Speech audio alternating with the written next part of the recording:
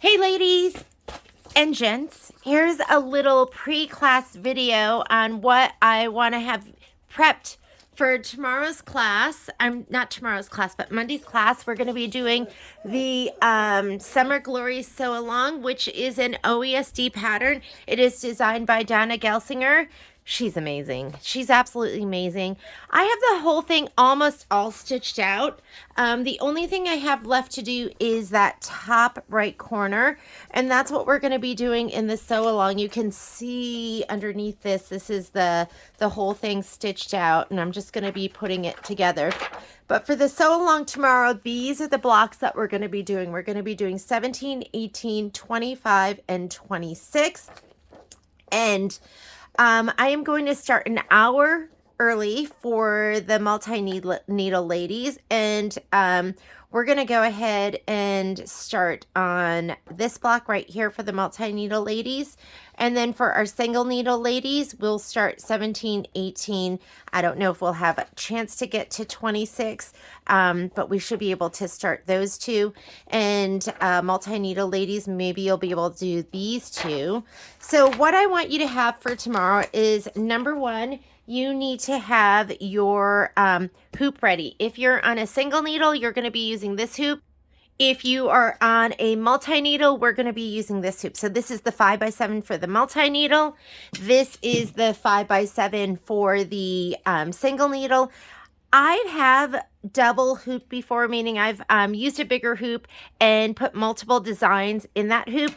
I find that when I do that, there's more pulling. It's not as good as when I do one tiling scene at a time.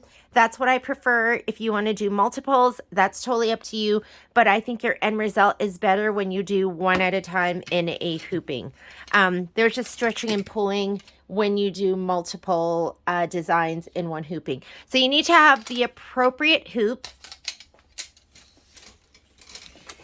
I want you to have your printed out instructions. So I have my color list printed out, and then I want you to have the ones that we're going to be stitching.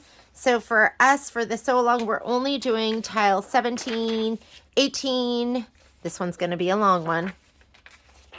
25 and 26.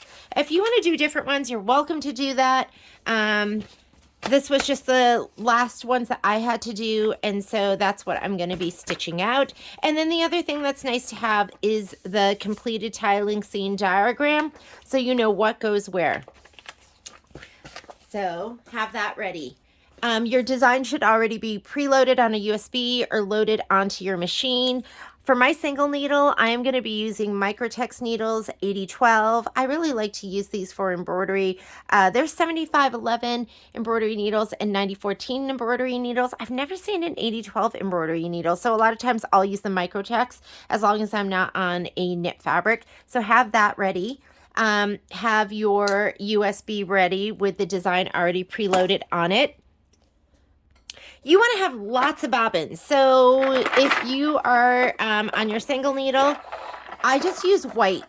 That's what I'm going to use as my bobbin thread. These are Filtech pre-wound bobbins, and I also have a whole bunch of white ones. I don't have them right next to me.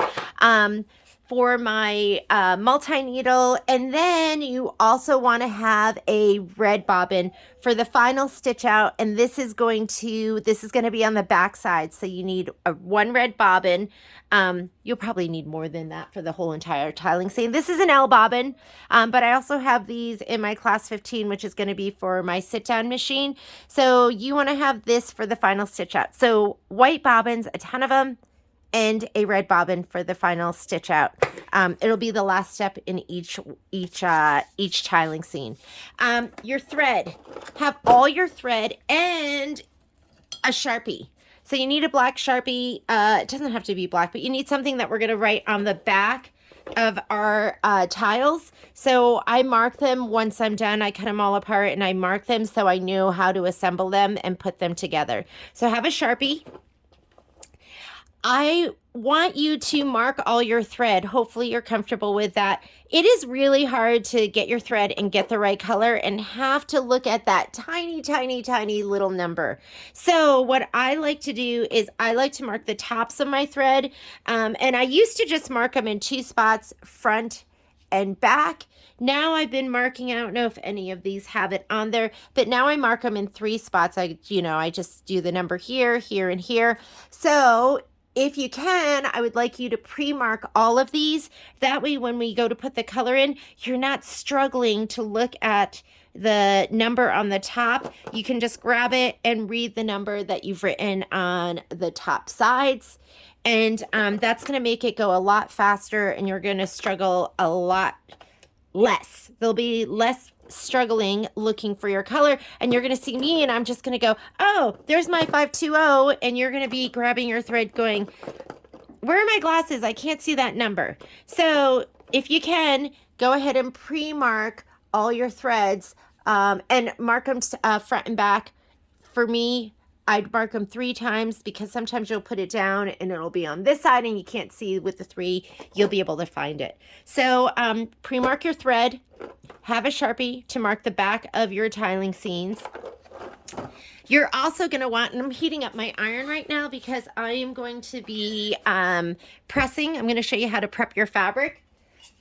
I have KK because I will spray this. And it's up to you what you want to use in terms of your stabilizer. I'm using, as per the instructions, it says 2 layers of heavyweight. But do you go with the 10-inch or do you go with the 15-inch? I've done both. And then if I go with the 10-inch, I will measure my pieces 12.5 inches. If you are using the single needle hoop, then you could go 12 inches. If you are using the multi-needle hoop, it's a little thicker on the side, so I like to go 12 inches 12.5 inches for everything. So let me go ahead and show you. I'm going to be using my heavyweight tearaway 15-inch. It barely fits in there. So if you're not comfortable with that, then get the 10-inch and just cut your strips in 12.5-inch pieces. So let me move this out of the way. I am going to go ahead and show you how I prep my fabric.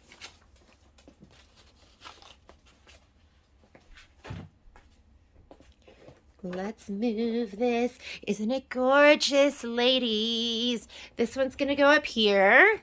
And then I'm going to put the last 4 up here and sew it all together.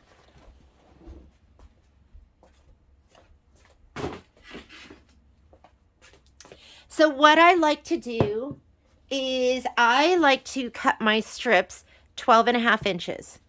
Like I said, if you are on the multi-needle hoop, I love 12.5 inches. If you're on a single needle, you could do 12. I think 12.5 is still good. It just gives you a little bit of breathing room.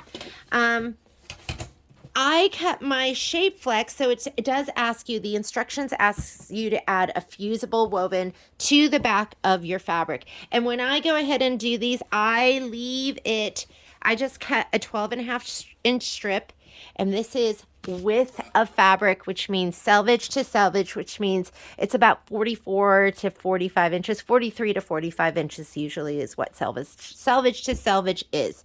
And these are your selvages, the very ends of the bolt. Okay, so when I cut my shape flex is 20 inches wide and it just runs on the bolt. So I will cut 44 inches or 43 inches of shape flex, and then, which is 20 inches. So imagine 20 inches by 44. And then I cut that long piece right down the middle. So I have 10 inches and 10 inches by 44. Okay, so now what I have here is one of those strips that's cut. This is 10 inches by 44 inches or 43 inches. I can't remember what I measured. Now I am going to fuse that to the back of my my background piece, and I'm just going to put it right down the middle. It's not going to go from end to end, and that's okay because we are not stitching. I mean, embroidery design is going to be right here. We don't need it from end to end, and that way you can work easily with that shape flex off the bolt, which is going to be 20 inches wide. And this is going to fuse, I have something in there. This is going to fuse, it's like a little rock. Best if you're using steam, or sometimes I'll just shoot it with some best press. And that's what I'm going to do right now. So I'm just going to go ahead and spray this. My iron should be good and hot when I'm really ironing. And you can go ahead and prepare all these strips ahead of time. Make sure when you fuse this, you have the bumpy side towards your fabric, because that's the side with the fusible on it. And you're just going to go ahead and fuse it down, just right down the middle. It doesn't have to be perfect, but you want it pretty close to the middle.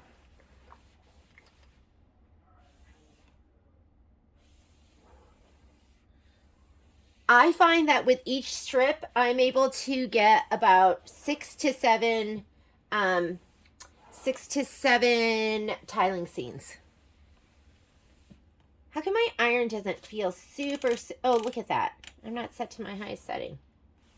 So I don't want to bore you, but I am just going to go ahead and fuse this one down. This is what I'm going to be using for tomorrow. But there's 32 tiling seams in all. That means you need 6 strips.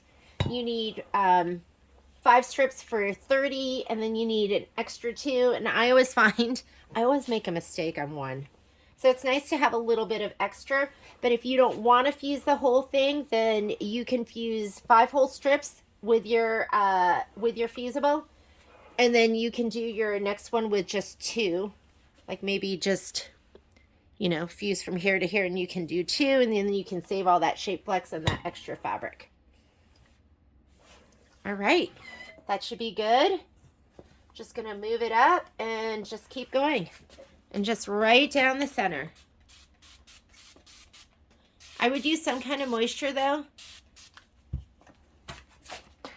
I don't use a lot of steam because my I put my my wool mat is directly on, not over here, but at my other ironing station. It's right on my cutting mat, and I've warped a couple cutting mats because I've forgotten.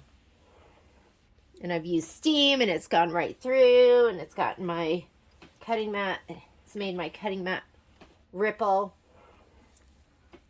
I don't really have that problem when I'm using the best press. Okay, it's working a lot better now that I have my iron nice and hot. Last thing I'm going to show you, I'm just going to do this whole thing right now. And you can press it from the front side too. A little further off on one side, and it's okay. Because like I said, we're going to be pressing right down the middle.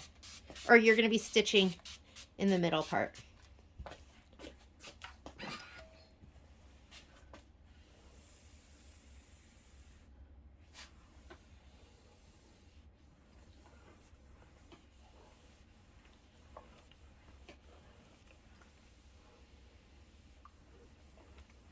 And I'll go ahead and I'll press it from the back side, and then I'll also press it down the middle too. And you're going to see here, you know, I don't go end to end. Whoops, sorry, that's my head hitting the filming arm.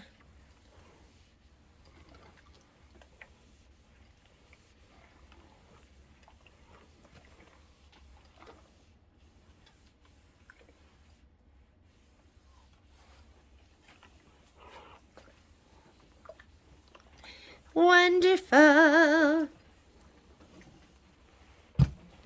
This has been sitting here waiting to be finished. And this is good to go. You can go ahead, like I said, and give it a little press from the front side too if you have like a little ripple in there.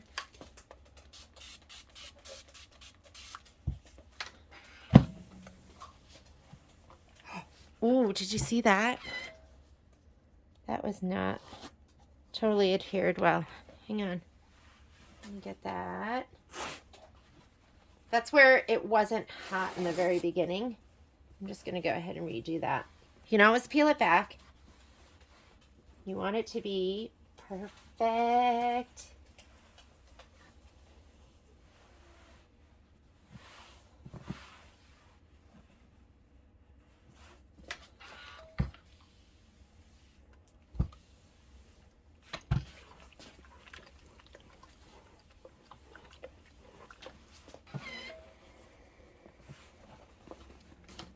Oh, I didn't even realize I had a little bit of steam in here too. Get that. All right, we are good to go. This is ready for the sew along, and I'm just gonna go ahead and put this to the side. As far as your stabilizer goes, I would cut your stabilizer and pre-cut, like I said, in two sections that are 12.5 inches. This is 15-inch stabilizer. So what I've done is I've taken it off the roll. Here it is. It's on the roll. And I roll it, unroll it, and cut 12.5 inches. Cut another one 12.5 inches. Cut another one 12.5 inches. This is going to be snug in the hoop. If you're not comfortable with that, use the other stabilizer. And then I just take these and I just fold them. So they are going to just be folded and ready to go.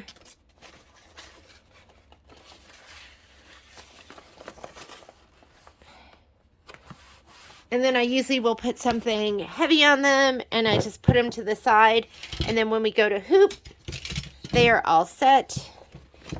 But see what I'm talking about when I say they just fit? Like, I mean, it is snug. But I find it's fine. It always works out. And then we'll put the fabric on there and we will go ahead and hoop it. You might have to burp it, meaning we'll hoop it once, take it out, and hoop it one more time so it lays nice and flat. So I'm going to have these. I'll have 4 of them to do those 4. So 12.5 inch strips, barely fits. That makes you uncomfortable. You're just going to cut your 10-inch strips, cut them 12.5, and you're going to have 2 for each hooping. So to do our 4, you're going to need 8 of these. All right? I think that's it. I will see you on Monday. Just have all your stuff ready to go and get ready to do some summer glory. Bye.